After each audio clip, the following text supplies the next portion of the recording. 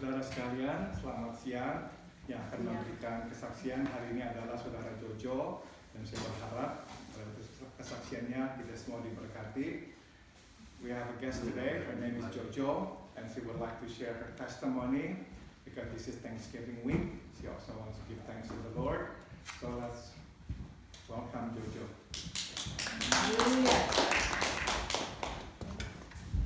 Shalom. Shalom.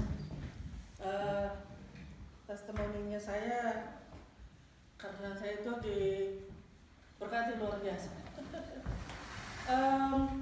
Jadi mulai bulan April tahun ini saya itu divonis punya aritmia, which is detak jantung yang berbeda.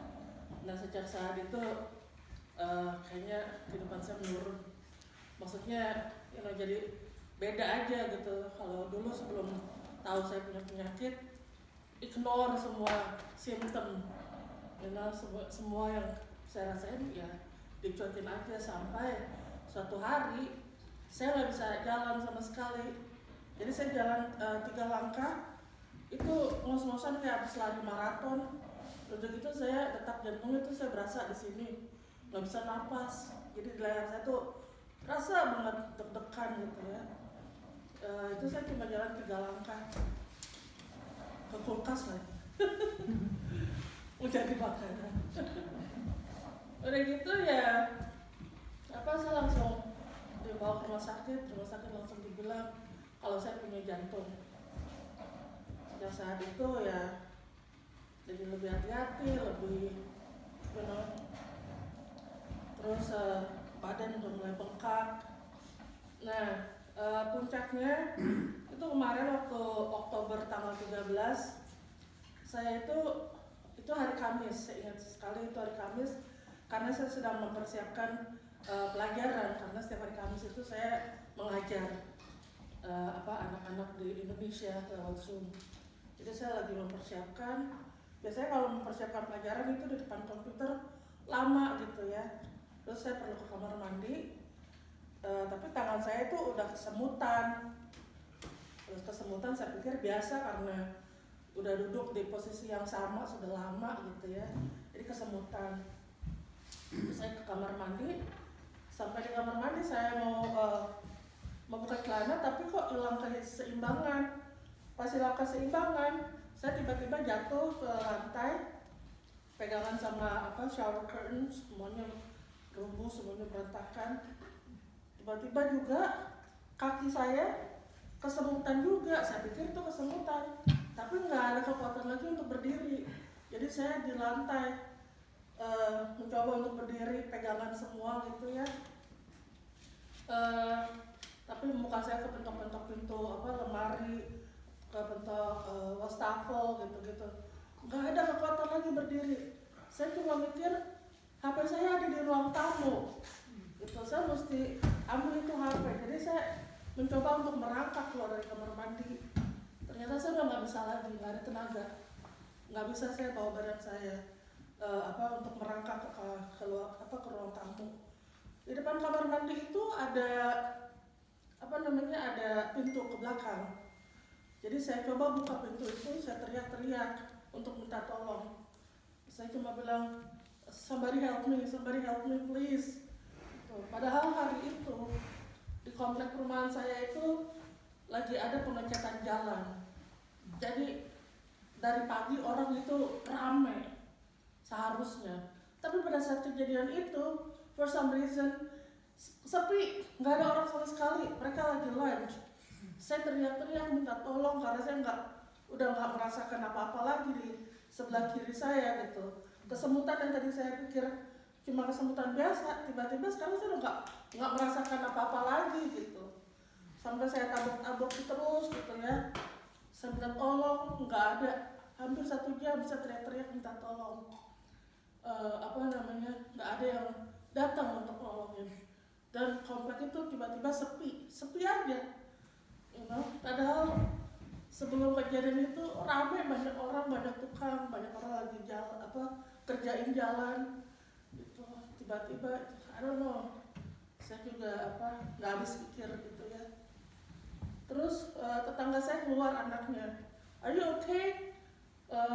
Do you need help?" Tapi dia bukannya datang bantuin saya, masuk lagi, tutup pintu. Gitu. Saya bingung, ini orang kenapa ya? Saya bilang saya teriak-teriak tuh udah hampir 1 jam, dan saya rasa mereka dengar karena rumah kita berdekatan gitu. Tapi mereka kenapa nggak datang gitu? Masuk lagi terus tutup pintu gitu. Terus saya teriak-teriak lagi sampai Tuhan tolong, Tuhan tolong. Yang saya cuma ingat satu, yang saya recite terus di dalam mamain gitu ya di dalam hati, itu Mazmur 1 ayat 1-2. Orang yang merenungkan firman Tuhan itu seperti tanaman yang ditanam di tepi aliran sungai yang tidak kering yang berbuah pada waktunya dan tidak kering, apapun yang dikerjakan berhasil. Saya cuma itu aja yang saya ulang-ulang dalam hati saya. Mazmur itu saya ulang-ulang, Tuhan Yesus tolong, Tuhan Yesus tolong. Sembari saya teriak lagi, "Please somebody help me, somebody help me." Saya ngomong saya aja kenceng seperti ini ya, apalagi kalau saya berusaha teriak. Saya rasa saya harusnya sih banyak orang yang bisa dengar. Tapi tapi ya Tuhan mendatangkan orang yang tidak tinggal di situ, tidak tinggal, dan bukan tetangga saya, itu broker. Jadi di sebelah rumah saya, sebelah kanan, itu rumahnya mau dijual. Jadi broker ini datang untuk mempersiapkan open house. Jadi dia datang, dia dengar suara saya teriak-teriak.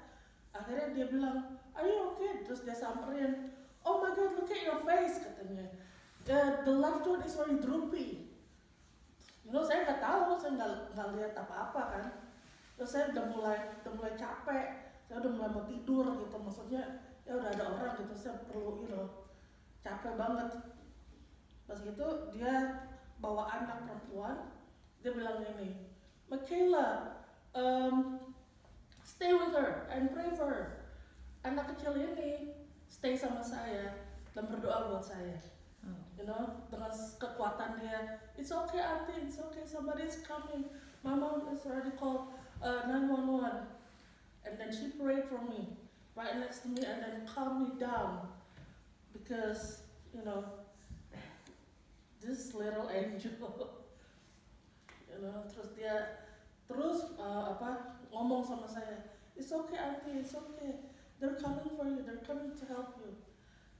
She kept saying that. It makes me yang bikin saya tuh tetap tersadar gitu, nggak tertidur, karena dia bicara terus sampai dengar suara paramedik datang. "You hear that? You hear that? They're coming, they're in the front. You hear that?" Gitu. Jadi dia tetap bikin saya alert. Saya udah tabokin muka saya karena nggak rasa apa-apa, tangan saya, kaki saya udah pukul-pukul, tabuk-tabuk semuanya. Tapi saya tetap nggak ngerasain apa-apa. Sampai paramedik datang, dia bilang, "Why are you slapping yourself? Why are you slapping your face?" "Because I don't feel anything. You have stroke." Ya akhirnya dibawa ke rumah sakit, langsung dioperasi pada hari itu juga. Saya udah nggak tahu apa-apa lagi, semuanya saya serahkan sama broker itu yang nggak tahu lah apa yang dia kerjakan. Saya udah dibawa ke rumah sakit. Keadaannya luar biasa, maksudnya langsung dioperasi, ada penyumbatan di otak. Jadi saya dioperasi tuh di anesthesia. Banyak dokter bilang kalau mereka melakukan step pertama yaitu unclog penyumbatan itu untuk dibuka. Kalau sampai itu tidak berhasil, dokter langsung mau buka jantung saya, langsung dioperasi gitu. Tapi ternyata itu berhasil, jadi mereka nggak perlu ambil next step gitu. Terus saya ya kayak 24 jam masih dalam pengaruh anesthesia. Hari Jumat besokannya baru saya sadar. Saya sadar, dicek semuanya, ternyata saya bisa lepas telang. Tadinya kan ada selang, semuanya masuk. dilepas semuanya. Terus puji Tuhan ini lagi,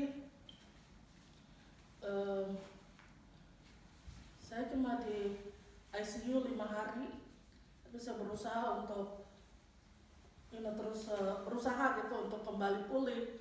Jadi setiap hari ada fisioterapi datang, mereka ngecek gitu. Kalau saya bisa kerjain semua sendiri, saya usahakan. Saya bilang saya bisa. Akhirnya saya diperbolehkan pulang. Tadinya mau ditransfer dulu ke ruangan biasa, karena kan biasanya dari ICU nggak boleh pulang kan, harus ke ruangan biasa dulu. Tapi saya bilang no, I can go home. Saya mau pulang, saya nggak mau di rumah sakit lagi. Akhirnya diizinkan pulang hari itu. Jadi dari rumah sakit cuma 5 hari. Oktober 18 saya pulang ke rumah, itu hari Selasa. Di rumah juga ada fisioterapis datang, nurse datang seminggu 2 kali untuk follow up gitu ya. Yang saya lihat sekarang itu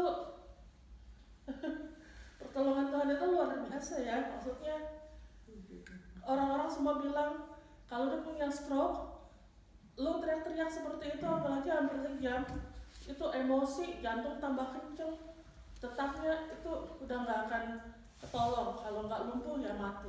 Dokter Jim juga bilang gitu. Saya bingung, kata dokternya, kenapa kamu masih bisa seperti ini? Kalau ngeliat kondisi kamu waktu itu, kalau nggak lumpuh ya kamu mati, katanya gitu. Tapi kenapa masih bisa seperti ini gitu, masih segar, kayak tidak pernah terjadi suatu apapun juga gitu. Saya nggak tahu, mungkin karena saya belum selesai. Tuhan masih mau pakai saya luar biasa. Saya cuma bisa mengucap syukur bahwa apa yang saya pikir itu mustahil, orang semua pikir mustahil, tapi buat Tuhan gak ada mustahil. Dan itu bukan karena saya, itu karena Tuhan, bukan karena siapa. Terus juga hidup saya tuh sekarang gimana ya? Ya kalau dulu sebenarnya sebelum kejadian itu, I think saya pernah ngobrol juga sama Tante Cynthia. Saya tuh sebenarnya nanya sama Tuhan, kan saya udah nggak ada pelayanan yang wah lagi. Dulu pelayanan saya tuh luar biasa gitu ya, hebat gitu. Tapi sekarang kok makin lama makin nggak ada pelayanan gitu, nggak ada title, nggak ada pelayanan. Saya bilang gini, Tuhan, aku udah kelar. Maksudnya hidup gua ngapain lagi kalau nggak ada pelayanan, gitu kan? Tapi ya memang nggak ada gitu. Saya cuma mikir, ya cuma begini doang. Akhirnya saya dikasih stroke, sama Tuhan diizinkan itu terjadi. Saya cuma mau kasih lihat. Emang kalau nggak ada pelayanan kenapa gitu loh? Masih bisa pelayanan, masih bisa hidup buat saya, kata Tuhan. Bukan buat siapa-siapa. Jadi pelayanan itu bukan yang wah, bukan yang di depan orang, bukan yang yang berdoa juga ada pelayanan. Kita senyum sama orang juga ada pelayanan. Kita encourage orang juga ada pelayanan. Itu Tuhan dipermuliakan. Pelayanan itu kan dimana kita bisa bersaksi dan memuliakan nama Tuhan, dan orang itu bisa mengenal Yesus sebagai juru selamat dia, semakin yakin akan imannya. Itu pelayanan. Kenapa mesti yang wah? Kenapa mesti yang di depan orang? Kenapa mesti yang dilihat orang? Itu bukan pelayanan yang Tuhan mau. Jadi ada ayat yang saya mau share di sini. Ini benar-benar bicara sekali buat saya. Di Lukas 7 ayat 47. Di sini bilang, sebab aku berkata kepadamu, dosanya yang banyak itu telah diampuni, sebab ia telah banyak berbuat kasih. Tetapi orang yang sedikit diampuni, sedikit juga dia berbuat kasih. Itu saya. Saya cuma mau menyaksikan, kalau saya mau share kasih Yesus buat orang banyak, karena saya diampuni banyak. Kalau saya mau buat ini, buat itu, karena Tuhan sudah buat duluan buat saya. Eh, Tuhan Tuhan buat saya dan begitu luar biasa. Terima kasih. Kalau saya masak hari ini itu nggak ada apa-apanya dibanding apa yang sudah saya dapat dari Tuhan. Kalian cuma dapat baku teh, saya dapat kerajaan surga. Ya, itu aja kesaksian dari saya. Terima kasih untuk mendengarkan.